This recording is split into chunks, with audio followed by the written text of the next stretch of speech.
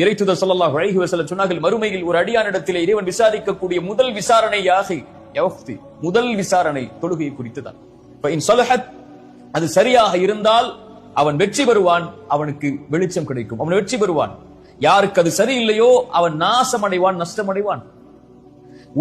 மறுமையில் முதல் விசாரணை தொழுகை சரியானால் எல்லாம் சரியாகும், சரியில்லை என்றால் சீர்கிடும். என்றால் உலகத்தில் தொழுகை சரியானால் உன் கவலை நீங்கும், உலகத்தில் தொழுகை சரியானால் உன் கடன் நீங்கும், உலகத்தில் தொழுகை சரியானால் உன் செல்வம் பெருகும், இந்த உலகத்திலே தொழுகை சரியானால் உன் குடும்ப உறவுகள் சீராகும், தொழுகை சரியானால் ஹலாலில் இருப்பார், தொழுகை சரியானால் மானக்கேடான செயல்களின் பக்கம் நெருங்க மாட்டாய், பாவங்களில் இருந்து விலக்கி இருப்பாய், வாழ்வு முழுக்க இறை நினைவில்.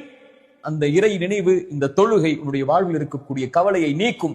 இதை மறந்து இதை விட்டு நீங்கிவிட்டு கவலை வருகிறது, கஷ்டம் வருகிறது, வாழ்வில் சிரமம் இருக்கிறது, என்ன செய்வது, எப்படி வெளியேறுவது, எப்படி எனக்கு உதவி கிடைக்கும் என்று புலம்புவதால் பிரயோஜனம் இல்லை. என் சகோதரனை, தொழுகை எடுத்துக்கொள், இறைவன் எல்லா கவலைகளையும் நீக்குவான். ரப்புக்கு முன்னால் தொழுகையில் பணிந்து இறைவா என்ற அழை, அதன் நிம்மதியை எங்கும் நீ பெறமாட்டாய்.